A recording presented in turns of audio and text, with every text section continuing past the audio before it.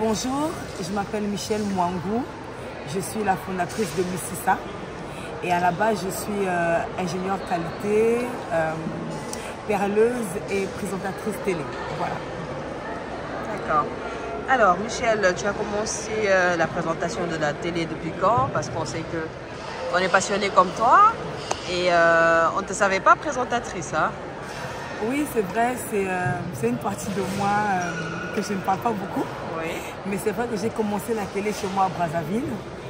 Et juste après mon bac, donc entre la terminale et la première année universitaire, c'est quelqu'un qui m'a déniché quelque part sur un...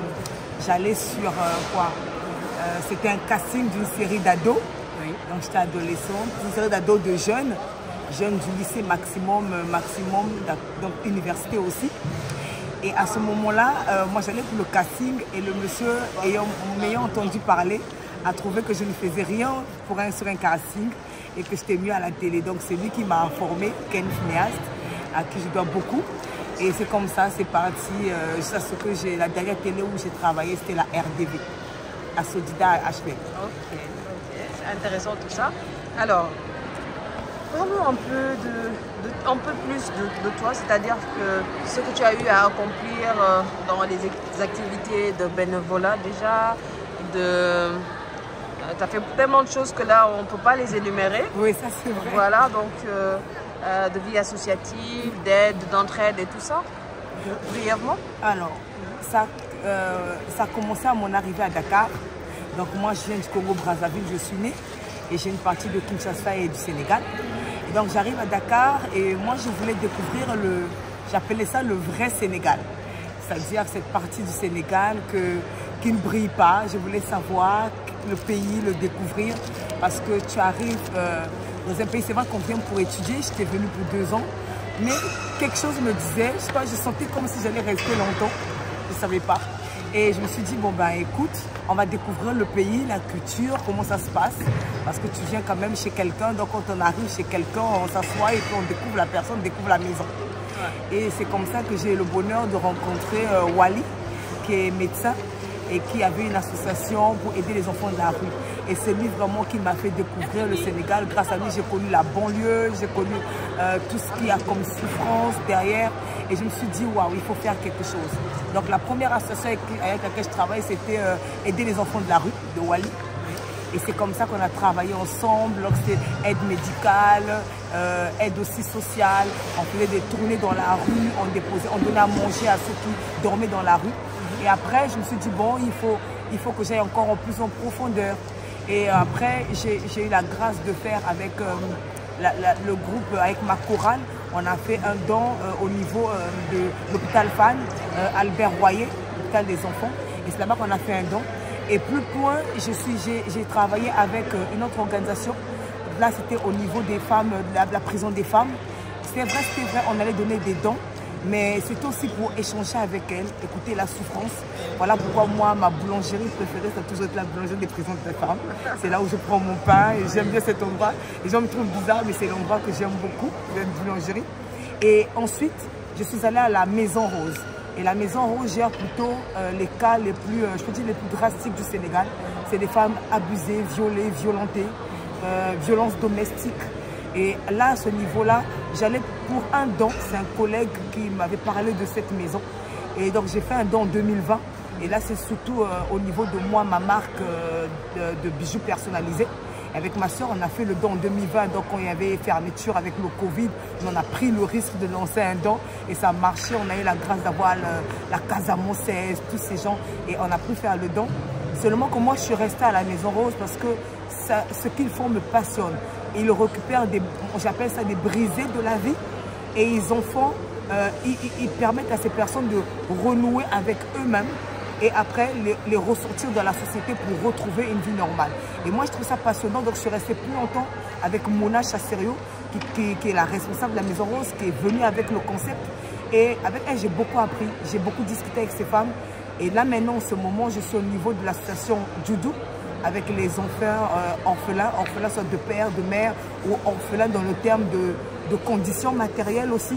Et à Djoudou, c'est vraiment un autre aspect que j'aime bien, parce qu'à ce niveau-là, on veut offrir aux enfants pas seulement la formation classique, mais aussi des ateliers métiers pour leur permettre d'être autonomes. Donc, c'est vraiment ça. Et moi, à ce niveau-là, j'interviens en tant que formatrice. J'offre aux enfants ma connaissance de bijoux personnalisés. Et là, on a lancé, c'est là qu'on a lancé, on a lancé Mississa très avant, mais c'est avec eux vraiment qu'on continue ce parcours de Mississa parce qu'on les a rencontrés sur notre chemin. Et on s'est dit pour cette première édition, bon, ben, on va faire avec eux. Ça va être la première organisation avec laquelle on va travailler. Voilà. Mississa, on en parle beaucoup d'ailleurs. Et c'est prévu pour bientôt. Est-ce que les dates sont connues? Oui, en fait, Mississa, cette première édition que nous faisons, déjà Mississa, il faut dire qu'on travaille depuis décembre 2018. Donc, c'est un long chemin qu'on a eu à faire. Aujourd'hui, on a cette première édition. On espère la faire en décembre. Ouais. Et donc, on a la première édition qui est scindée en deux. La première partie, c'est avec les enfants de judo. C'est un atelier, il y a deux activités avec eux. Un atelier pratique sur le thème de l'identité. Parce que Mississa, chez nous, on traite l'identité. J'ai souvent l'habitude de dire partout, je vais donner un boulot à un jeune Africain ne résout pas le problème. Parce que la preuve, il y en a qui ont du travail mais qui finissent par partir. Alors ça veut dire qu'il y a un réel problème de fond. Pourquoi quelqu'un qui a un boulot au Sénégal, qui travaille, un jeune, finit par prendre la pirogue et aller mourir en mer? Donc ça c'est une question, ça veut dire qu'il y a quelque chose qui ne va pas. Ouais. Et nous à Mississa, notre slogan c'est être le changement qu'on veut voir à l'extérieur. Le problème n'est pas de changer l'extérieur. Le problème est de changer l'homme à l'intérieur pour que l'homme puisse changer l'extérieur. C'est là que tout part. Et donc, souvent, on a tendance à dire, ah, si on change les problèmes à l'extérieur, on change l'homme. Non, c'est l'homme qui fait l'extérieur. Et nous, c'est ça qu'on a compris. Et c'est tout un parcours. Mais les dates pour cette première édition avec les enfants de judo, c'est vraiment le 26 décembre. La télépratique qu'on appelait Mwanga. Mwanga, c'est en swahili, ça veut dire lumière. Lumière sur les problèmes que nous vivons, lumière sur le thème de la télépratique qui n'est autre que africain, libère-toi des mauvaises racines qui entraînent la dépigmentation volontaire et le défrisage du cheveu afro aux produits toxiques.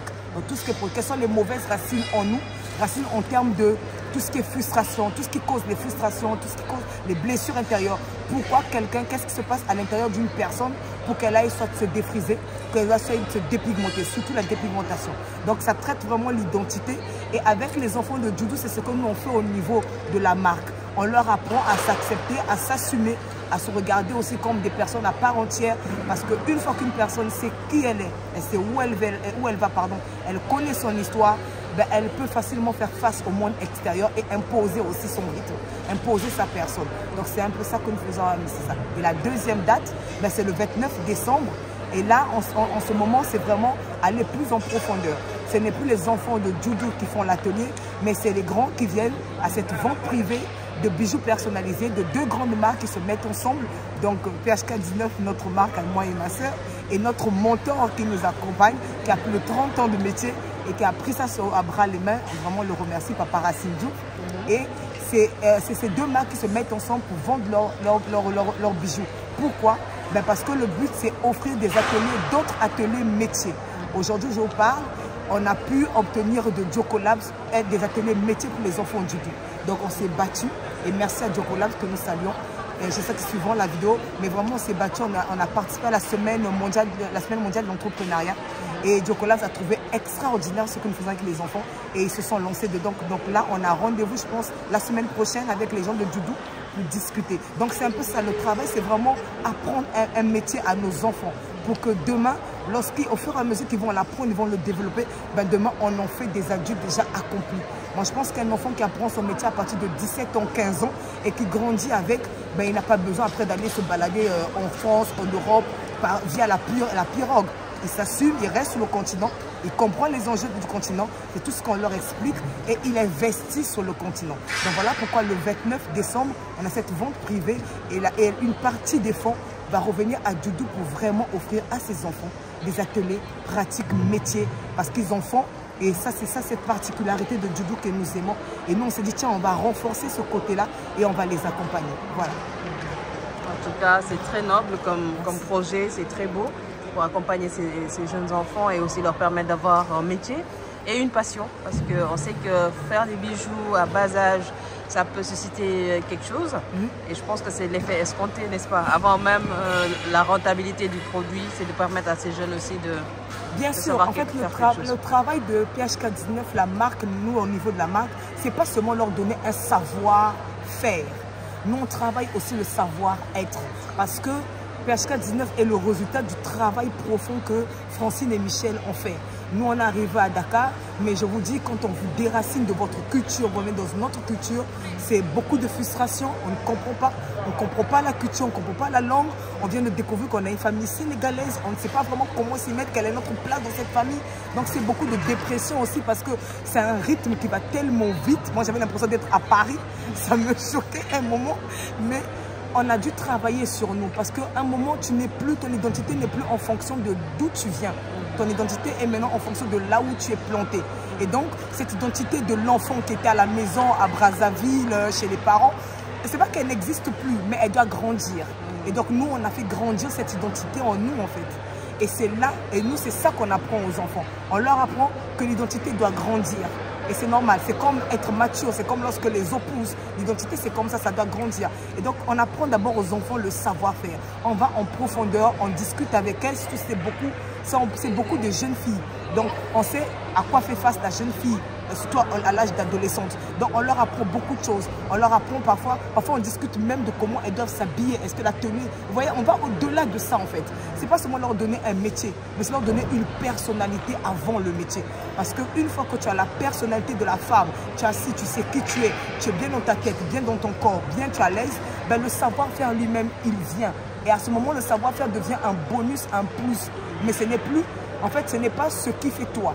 Moi, je pense que donner le savoir-faire à un enfant avant la personnalité, ben, c'est le définir en fonction de son savoir-faire. Alors que l'homme n'est pas son savoir-faire. L'homme est son identité, sa personne. En chacun de nous, il y a une âme qui vit. Et c'est quoi cette âme? Et c'est tout le travail qu'on fait avec les enfants du doux. Et je peux vous dire qu'aujourd'hui, ces enfants qui étaient un peu crispés, ben, elles s'ouvrent beaucoup, elles apprennent. Et on a découvert que lorsqu'on a fait ce travail de fond, ben aujourd'hui, même au niveau du savoir-faire, au niveau du perlage, elles apprennent très vite. Parce qu'on a travaillé déjà ce côté-là et on continue à le travailler avec les membres, les responsables de Judo. Voilà.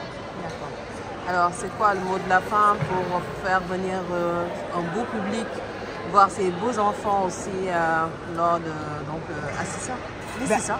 D'accord, mais déjà le mot de la fin, c'est nous avons besoin nous sommes à la recherche vraiment des mécènes pour nous accompagner. Des gens qui subventionnent, qui parrainent, qui financent ce genre de projet.